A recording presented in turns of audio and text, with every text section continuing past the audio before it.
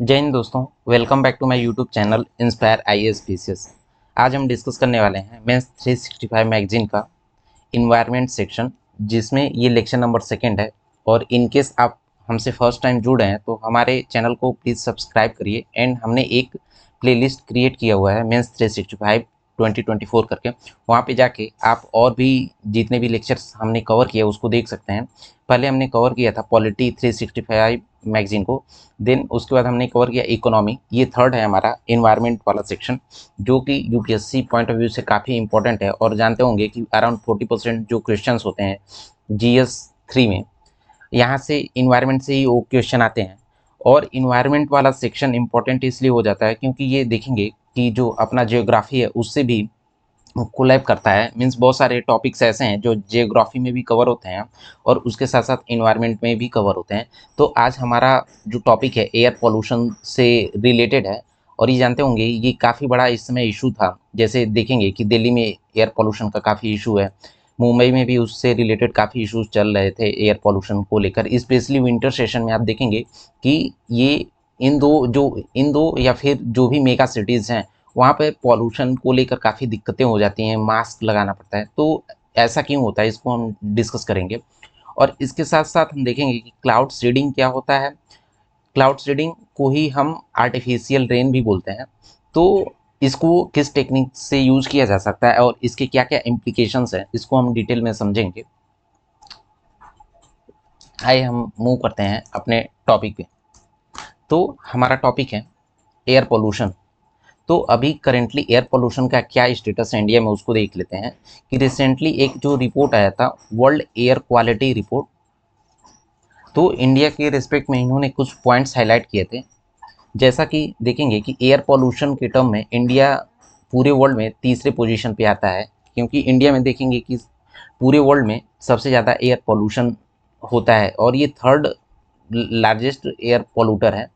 और इसके साथ साथ देखेंगे कि जो PM2.5 पार्टिकुलेट मैटर है, पीएम मीन्स क्या होता है, पार्टिकुलेट मैटर, जो छोटे छोटे पार्टिकल्स होते हैं और वो हमारे इन्वायरमेंट में काफ़ी लंबे टाइम रहते हैं, तो हमको उसका एडवर्स इफेक्ट होता है हमारे एटमॉस्फेयर में।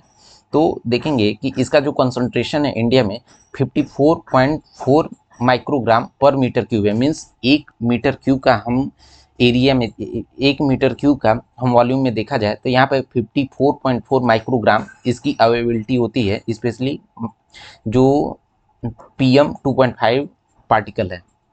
और ये जो अपना पार्टिकुलेट मैटर है 2.5, ये WHO ने एक रिकमेंडेशन दिया था, उससे ये 10 गुना ज़्यादा है। तो ये हमारे इन्वायरमेंट के लिए और हमारे हेल्थ के लिए काफ़ी नेगेटिवली इम्पैक्ट करता है। और दूसरा एक रिपोर्ट आया था वर्ल्ड के सबसे मोस्ट पॉल्यूटेड सिटीज़ में, तो उसमें से देखेंगे जो टॉप 10 सिटीज़ थे उसमें से सिर्फ 9 तो इंडिया के ही थे। जैसे बेगूसराय हुआ, पहले पे बेगूसराय, दूसरा गुवाहाटी, दिल्ली, ये तीनों तो टॉप 3 में ही थे। तो एयर पोल्यूशन को लेकर क्या क्या इम्पैक्ट होते हैं वो देख लेते हैं।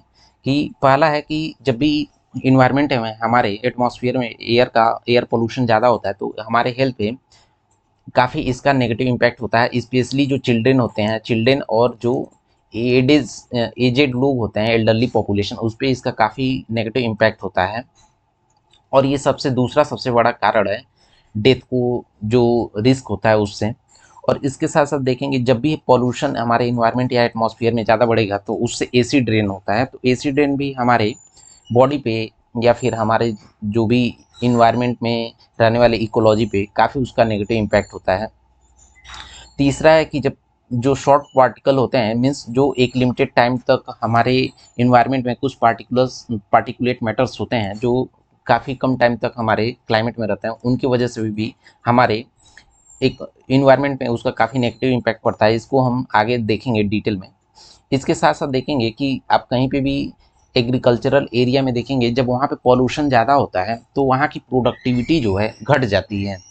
क्योंकि जो एयर पोल्यूशन है इससे काफ़ी नेगेटिव इम्पैक्ट करता है हमारे पेड़ पौधों पर, तो वहाँ का प्रोडक्टिविटी डाउन हो जाता है। तो इसको इम्प्रूव करने के लिए सरकार ने क्या क्या मेजर्स लिए हैं और इसको कैसे गवर्नमेंट रेगुलेट करती है, इसको देख लेते हैं। पहले ये हमारा एयर पोल्यूशन जो होता है ये रेगुलेट होता है कि prevention and control of pollution act 1981, इसके थ्रू गवर्नमेंट इसको रेगुलेट करती है। और इसके साथ साथ कुछ स्टैच्यूरी बॉडी हैं, मीन्स वो गवर्नमेंट ने क्रिएट किया हुआ है एयर पॉल्यूशन को मॉनिटर करने के लिए। जैसे हुआ सेंट्रल पॉल्यूशन कंट्रोल बोर्ड, ये भी इसको पॉल्यूशन को मॉनिटर करती है। और इसके साथ साथ एक कमीशन है, स्टैच्यूरी कमीशन है, जो commission for air quality management, means जो अपने इन्वायरमेंट एटमॉस्फेयर में एयर क्वालिटी है उसको प्रॉपरली मॉनिटर करना, मैनेज करना, ये इनकी रिस्पॉन्सिबिलिटी होती है। और इनसे रिलेटेड कुछ रेगुलेटरी फ्रेमवर्क या फिर गाइडलाइंस लाने हो तो ये उस गाइडलाइंस को लेकर आते हैं। अगला हमारा जो पॉइंट्स है रेगुलेटरी फ्रेमवर्क से रिलेटेड, कि देखेंगे रिसेंटली अभी 3-4 साल पहले गवर्नमेंट ने क्या किया था कि जो BS4 वाले बाइक्स होते थे उनको रिमूव करके BS6 वाले नॉर्म्स वाले कंडीशंस और स्टडी वाले बाइक्स को लेकर आए हैं, जिससे क्या होगा कि हमारे इन्वायरमेंट में इससे कम पोल्यूशन होगा। इसलिए इसको बैन कर दिया BS4 वाला स्टैंडर्ड को, और BS6 जो है इसको अभी करेंटली लागू किया है। BS होता है कि B से होता है भारत और A से होता है स्टैंडर्ड, तो करेंटली BS6 हमारे यूज किया जाता है। इसके साथ साथ कुछ गवर्नमेंट फ्लैक्सी स्कीम लेकर आती है। तो फ्लैक्सी स्कीम क्या होता है कि बेसिकली ये टेम्पररी स्कीम होता है जो गवर्नमेंट टाइम टू टाइम ले आती रहती है कि कोई इशू या फिर किसी चैलेंजेस को फेस करने के लिए। तो इसमें एक गवर्नमेंट ने लाया था नेशनल क्लीन एयर प्रोग्राम, ये भी यूपीएससी के पॉइंट ऑफ व्यू से काफ़ी इंपॉर्टेंट है। साथ में जो पीसीएस एग्जामिनेशन होते हैं देखेंगे, ये डायरेक्ट ऐसे क्वेश्चंस आए हैं मेंस में, और अराउंड 10 या फिर 15 मार्क्स के क्वेश्चंस आते हैं। तो जो नेशनल क्लीन एयर प्रोग्राम है, इसको बोला गया है कि जो एयर क्वालिटी है इसको कैसे हमें स्टैंडर्ड मेंटेन करना है, जो WHO ने रिकमेंड किया था। और इसमें स्पेशली इसका मेंशन है PM10 जो पार्टिकल्स होते हैं उससे रिलेटेड 2025-26 तक कैसे हम जो WHO का गाइडलाइंस है उसके अकॉर्डिंग कर सकते हैं। तो इसको मॉनिटर करने के लिए गवर्नमेंट ने कुछ एप्लीकेशंस भी लाए हैं, जैसे एक समीर ऐप है, इसके थ्रू गवर्नमेंट मॉनिटर करती है। और इसके साथ साथ एक स्वच्छ वायु सर्वेक्षण भी होता है, जिससे एयर क्वालिटी का इंडेक्स पता कर सके कि कहाँ पे एयर का क्वालिटी कैसा है।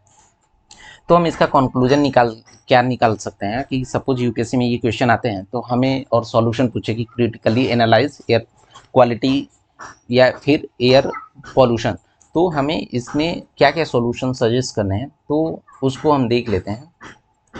तो पहला है कि हमें जो नेशनल एमिशन ट्रेडिंग सिस्टम हमारे इंडिया में लॉन्च करना चाहिए। और बेसिकली ये क्या होता है कि एक ऐसा स्ट्रेटजी होता है जिसमें कि पॉल्यूशन जो करता है वही उसकी रिस्पॉन्सिबिलिटी होती है कि पॉल्यूशन को कम करें।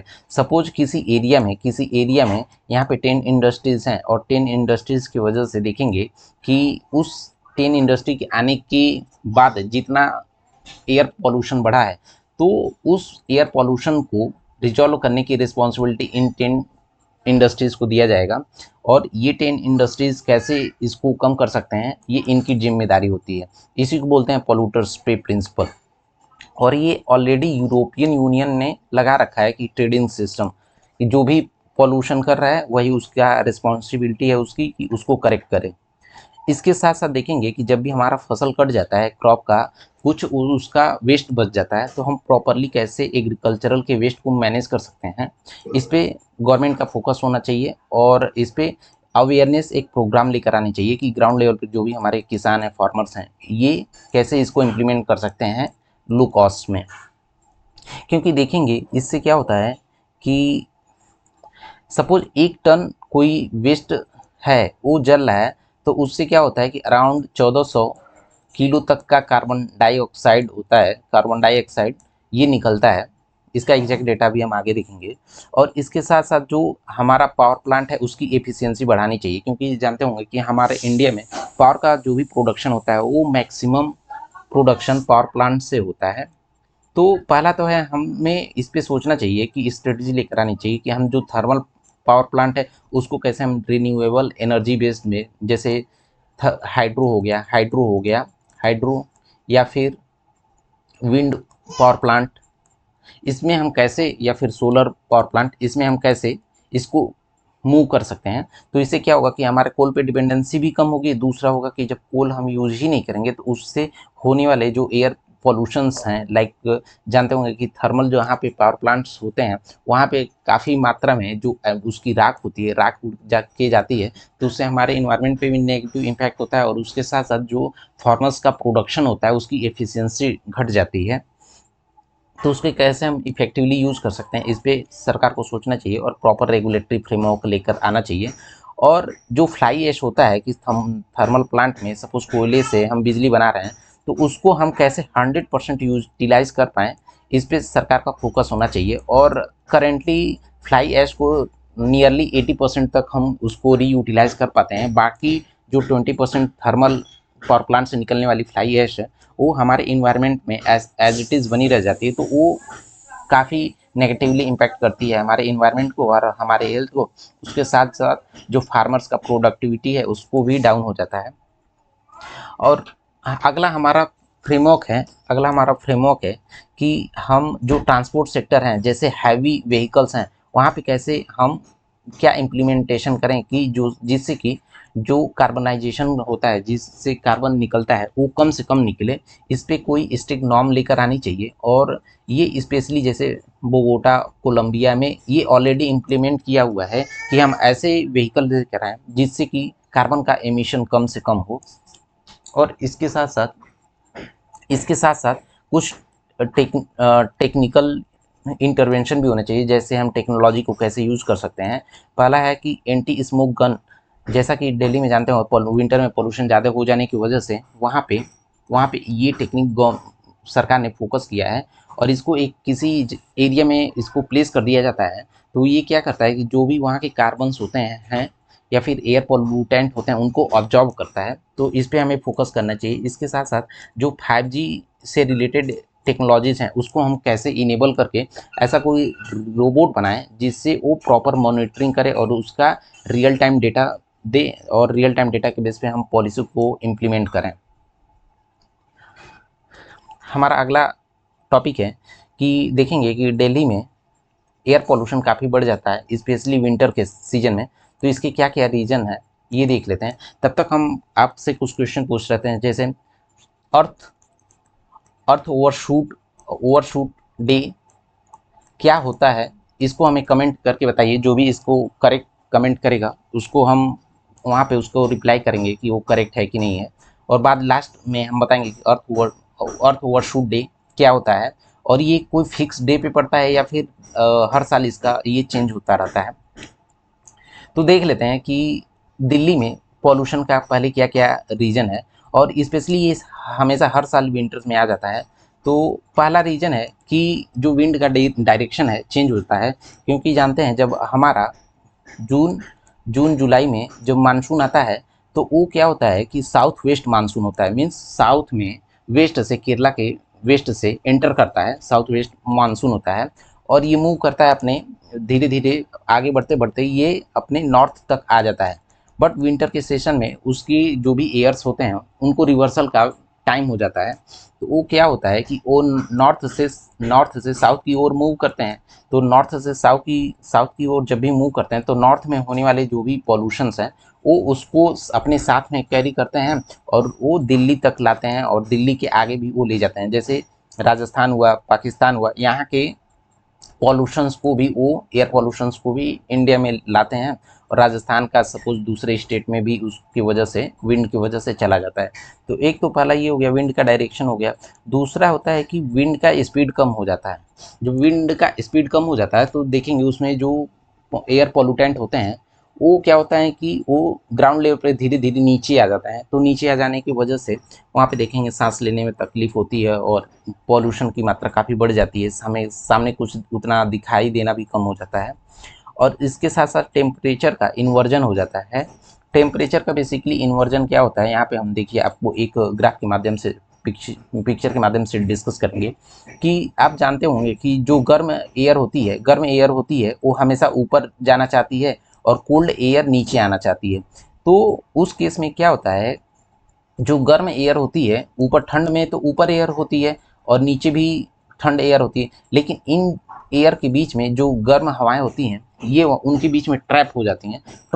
ट्रैप होने की वजह से क्या होता है कि उनके साथ साथ जो भी पॉल्यूशंस होते हैं वो भी वहाँ पे ट्रैप हो जाते हैं। तो इसकी वजह से हमें काफ़ी नेगेटिव इम्पैक्ट होते हैं।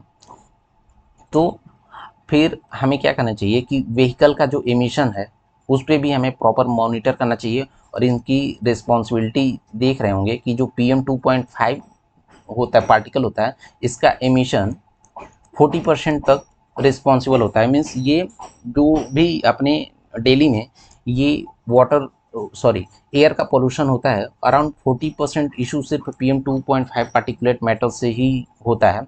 और इसके साथ साथ जो ये एग्रो वेस्ट मैनेजमेंट का पुअरली यूज होने की वजह से देखेंगे कि वो किसान लोग क्या होता है, उसका जो भी वेस्ट होता है उसको जला देते हैं। जला देने की वजह से जो भी उसका गैसेज होते हैं, हवाएं होते हैं, धुआं होती हैं, वो आसपास के स्टेट्स या डिस्ट्रिक्ट में जाते हैं, तो वहाँ पे वो नेगेटिवली इम्पैक्ट होते हैं। क्योंकि विंटर होता है तो हवा ऊपर ज़्यादा उठ नहीं पाते हैं, वो नीचे ट्रैप हो जाने की वजह से अपने इन्वायरमेंट के एटमॉस्फेयर के निचले सतह पे ग्राउंड के लेवल पे ही रहते हैं, तो वो हमारे सांस लेने में तकलीफ करती है, दिक्कत करती है।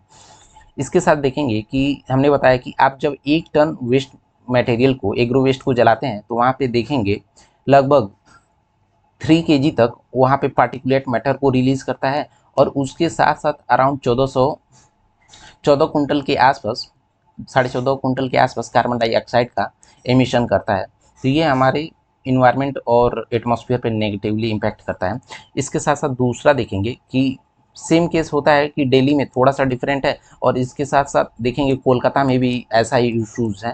तो दिल्ली और कोलकाता और मुंबई दोनों का इश्यूज ऑलमोस्ट सिमिलर हैं एयर पोल्यूशन को लेके।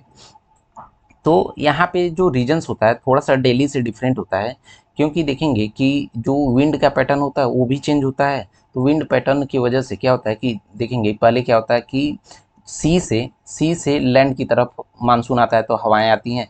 फिर बाद में उनका रिवर्सल का जब भी टाइम, जियोग्राफी में आप पढ़े होंगे कि जो भी हवाएं होती हैं उनके रिवर्सल का जब टाइम होता है तो वो लैंड जो अपना ज़मीन होता है वहाँ से सी की तरफ मूव करते हैं।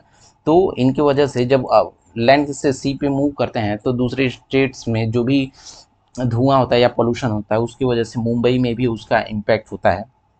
और इसके साथ साथ दूसरा है कि लालीना जो अपना टर्म है, इसके वजह से भी उसका इम्पैक्ट होता है। क्योंकि लालीना के केस में क्या होता है कि जो ओशन का सरफेस होता है वो काफ़ी ठंडा हो जाता है, तो वो ठंडा होने की वजह से गर्म हवा उधर मूव नहीं कर पाती हैं। तो उस जो लैंड होता है आसपास के एरिया में ही वो लैंड एयर का, विंड का डिस्ट्रीब्यूशन हो जाता है, जिसकी वजह से उसमें जो भी पार्टिकुलेट मैटर्स होते हैं या फिर एयर पोल्यूटेंट्स होते हैं वहाँ पे फैल जाते हैं, जिसकी वजह से हमें दिक्कत होता है सांस लेने में। और ये यूपीएससी के पॉइंट ऑफ व्यू से काफ़ी इंपॉर्टेंट है। अगला हमारा टॉपिक है क्लाउड सीडिंग। तो क्लाउड सीडिंग बेसिकली अभी रिसेंट में ये था कि दिल्ली में पॉल्यूशन ज़्यादा बढ़ जाने की वजह से गवर्नमेंट ने क्या किया था, एक रिसर्च इंस्टीट्यूट है उसने ये फोकस किया था कि हम क्लाउड सीडिंग करके हम पॉल्यूशन को कैसे कम कर सकते हैं। तो देख लेते हैं कि क्लाउड सीडिंग क्या होती है। तो पहला है कि जो भी हमारा वेदर होता है उसको एक टेक्नोलॉजी के हेल्प से कैसे मॉडिफिकेशन कर सकते हैं, उसी को हम क्लाउड सीडिंग बोलते हैं। जिसमें हम ऐसा कुछ टेक्निक यूज करके हम आर्टिफिशियल रेन करा दें। मीन्स वो कृत्रिम रेन जब हो जाएगा तो जो भी एयर में होने वाले पोल्यूटेंट हैं वो कम हो जाएंगे।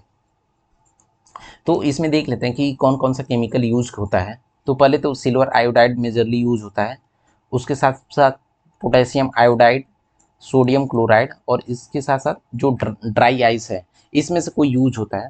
तो मेजरली हम देखेंगे कि सिल्वर आयोडाइड ही हम यूज करते हैं आर्टिफिशियल रेन के वजह के लिए, और इसी को हम क्लाउड सीडिंग भी बोलते हैं। क्योंकि इसकी वजह से देखेंगे ये कैसे वर्क करता है, क्लाउड सीडिंग एक्चुअली कैसे वर्क करता है।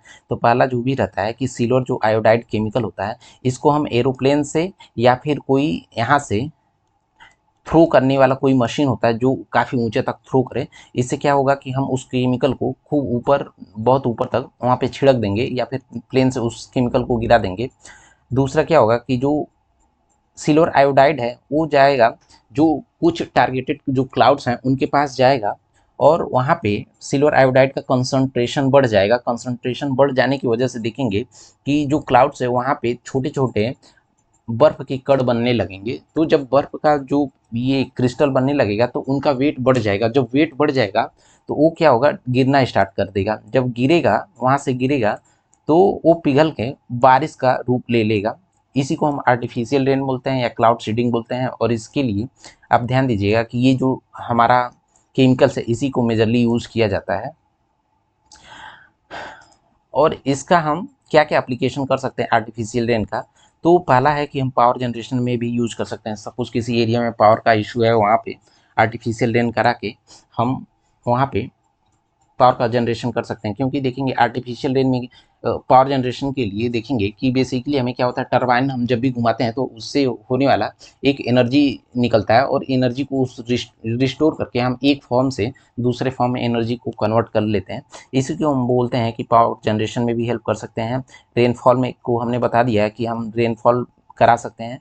उसके साथ साथ किसी एरिया में फॉग बहुत ज़्यादा बन गया है तो हम बारिश करा के उसको हटा सकते हैं। या फिर साइक्लोन का कोई कंडीशन बन रहा है तो उसको भी हम मॉडिफाई कर सकते हैं। लेकिन इससे रिलेटेड कुछ इश्यूज भी हैं करेंटली, वो देख लेते हैं क्या है। क्योंकि इसका देखेंगे हम, सिल्वर आयोडाइड है तो केमिकल, तो इसका ह्यूमन हेल्थ पे या फिर जो ये मरीन या एक्वाटिक लाइफ होता है, जैसे जल में रहने वाले जो जीव जंतु होते हैं, उन पे ये नेगेटिव इम्पैक्ट कर सकता है। तो ये सबसे बड़ा एक चैलेंजेस है। हमारा अगला टॉपिक है कि जो नेशनल क्लीन एयर प्रोग्राम आया था उसको 5 साल हो गए हैं। तो इसका हम देख लेते हैं कि अभी इसका वर्किंग कैसा है। और ये इंपॉर्टेंट हो जाता है यूपीएससी या फिर पीसीएस मेंस के लिए, क्योंकि इस पर काफ़ी बार क्वेश्चंस आ चुके हैं। तो इस पर एक शॉर्ट नोट्स आप प्रिपेयर कर लीजिएगा। तो बेसिकली ये लॉन्च किया गया था under ministry of environment, forest and climate change, और ये 2019 में लॉन्च किया गया था। और इस प्रोग्राम को लाने का मेन रीज़न था क्योंकि air pollution day by day बढ़ता जा रहा था, तो इसको कैसे कंट्रोल करना है, सरकार इसको फोकस करते हुए लाई थी। और इसका जो मेन एम था कि हम एयर क्वालिटी 131 सिटीज़ में कैसे इम्प्रूव कर सकते हैं, उस पर इसका मेन फोकस था। और देखेंगे कि इनका जो टारगेट था 2025-26 तक 40% जो PM10 होता है, इसको 40% इसका हम कंसंट्रेशन कैसे कम कर सकते हैं। और जो इसमें बेस माना गया था 2017 को मान के किया गया था कि हम 2025-26 तक उस लेवल से कैसे 40% कम कर सकते हैं। साथ साथ में देख लेते हैं कि उसका जो भी स्कीम्स है आ जाने की वजह से उसका कितना प्रोग्रेस हुआ, उसका इम्पैक्ट कितना पड़ा। तो देखेंगे कि जो PM2.5 पार्टिकुलेट मैटर्स होते हैं उसमें से 49 में से 27 सिटीज़ में इम्प्रूवमेंट हुआ है। और PM जो पार्टिकल 10 है वो 46 सिटीज़ में से सिर्फ 24 में ही इम्प्रूवमेंट हुआ है। बाकी में बहुत ज़्यादा कुछ इम्प्रूवमेंट देखने को नहीं मिला है। तो इसका एफिशिएंसी इतना कम होने के क्या क्या रीज़न है, तो उसी को चैलेंजेस देख लेते हैं। कि हमारे पास देखेंगे कि उसके एयर क्वालिटी को मॉनिटर करने के लिए प्रॉपर एडिक्वेट हमारे पास सेंटर्स नहीं है जिससे कि हम एयर क्वालिटी को मॉनिटर कर पाएँ। उसके साथ साथ दूसरा है कि हमारे पास कोई एग्जैक्ट डेटा नहीं होता, रियल टाइम कोई प्रॉपर डेटा नहीं होता है, या फिर डेटा होता है तो वो उसका काफ़ी पुअर होता है। पुअर इन द सेंस कि प्रॉपर नहीं होता है कि प्रॉपर हम टारगेटेड उसको इम्प्लीमेंट कर सकें। तीसरा है कि हम जो भी फंड्स है उसका प्रॉपरली हम यूटिलाइज नहीं कर पाते हैं। देखेंगे कि सिर्फ 50% ही फंड्स का यूटिलाइजेशन हुआ है। तो इसका हम वे फॉरवर्ड या फिर कंक्लूजन क्या निकाल सकते हैं कि सपोज यूपीएससी या फिर किसी पीसीएस एग्जाम में मेंस के आता है तो हम क्या क्या इसका कंक्लूजन निकाल सकते हैं कि इसको एक स्टैंडर्ड प्रोसीजर में ऐड करना चाहिए और इसका एक स्टैंडर्ड मेथड होना चाहिए कि हम कैसे इसको टैकल कर सकते हैं, और इसमें टेक्नोलॉजी का हम कैसे हेल्प करके और इसका एफिशिएंसी बढ़ा सकते हैं। इस पे सरकार का फोकस होना चाहिए। दूसरा है कि हमें टारगेट करना चाहिए और सरकार को स्पेशल फोकस करना चाहिए कि जो बजटरी एलोकेशन है उसको प्रॉपर देना चाहिए, और हमें फिजिकल रिस्पांस प्रॉपरली मॉनिटर करना चाहिए। जिससे क्या होगा कि जब हम वो पैसे उनके पास जो भी ये स्कीम्स हैं इसके अथॉरिटी के पास प्रॉपर फंड्स रहेंगे तो ये रेगुलेटरी कुछ फ्रेमवर्क लाएंगे और time to time properly monitor कर पाएंगे। और इसके साथ साथ इसमें हमें लीगल इश्यूज भी आते हैं। बहुत जगह क्या होता है कि कोई भी स्कीम्स को इम्प्लीमेंट करने में बहुत सारे लीगल इश्यूज होते हैं कि इन्वायरमेंट वाले अथॉरिटी से परमिशन लेना, या फिर सरकार का किसी प्राइवेट इंडस्ट्री से भी कुछ इशू है, तो उसमें लीगल इश्यूज आ जाते हैं, इसको कैसे टैकल करना है, सरकार को फोकस करना चाहिए। और इसके साथ साथ हम प्राइवेट सेक्टर को कैसे इसमें इन्वॉल्व कर पाएँ, इस पे भी फोकस होना चाहिए, क्योंकि जब प्राइवेट इन्वेस्टमेंट आएगा तो हमें नए नए टेक्नोलॉजी को हेल्प करके इसको हम और अच्छे इफेक्टिव वे में इम्प्लीमेंट कर सकते हैं। तो ये हमारा आज के लिए इतना ही था। अभी हम बता देते हैं कि अर्थ ओवरशूट डे हमने आपसे पूछा था। अर्थ ओवरशूट डे क्या होता है? बेसिकली क्या होता है कि ये सस्टेनेबल डेवलपमेंट से रिलेटेड है, और सस्टेनेबल डेवलपमेंट में देखेंगे कि हमारे इन्वायरमेंट में जो भी हमें नेचर से मिलता है वो एक साल में हर चीज़ का एक एवरेज निकाला जाता है, तो कुछ लिमिटेड अमाउंट मिलता है। सपोज हमें नेचर से ऑक्सीजन मिल रहा है तो 100 टन मिल रहा है, तो पता चले ये पूरे एक साल में हमें 100 टन मिल रहा है, लेकिन हम क्या करें कि इस 100 टन ऑक्सीजन को सिर्फ 20 जुलाई तक ही हम ख़त्म कर दें, इसको यूटिलाइज कर दें, तो हम बोलेंगे कि 20 जुलाई ही हमारा अर्थ ओवरशूट डे था। मीन्स 20 जुलाई तक हम जितने भी नेचुरल रिसोर्सेज थे उसका सारे का यूटिलाइजेशन कर लिया है। बाकी हम आने वाले टाइम में जो भी यूज़ कर रहे हैं वो आने वाली जनरेशन का यूज कर रहे हैं। तो इसी को हम बोलते हैं अर्थ ओवरशूट डे। ये हर साल डिफरेंट डे को मनाया जाता है। ये डायनेमिक होता है कि ये कौन सा कंट्रीज़ में कौन सा पीपल लोग हैं, ये मॉनिटर करते हैं और कैसे इसको हम प्रॉपरली यूज़ कर पाएँ। हम अगला जब भी टॉपिक लेकर आएंगे सस्टेनेबल डेवलपमेंट, उसमें हम फोकस करेंगे। तो thank you for watching guys, और हमारे चैनल को प्लीज़ लाइक करिए, कमेंट करिए, सब्सक्राइब करिए। और इनकेस कोई तैयारी करने वाला यूपीएससी या फिर पीसीएस एग्जामिनेशन के आपके फ्रेंड सर्कल में, तो उनके साथ शेयर करिए। ये इन्वायरमेंट काफ़ी इंपॉर्टेंट है, यूपीएससी और PCS examination point of view से। तो thank you for the watching, thank you.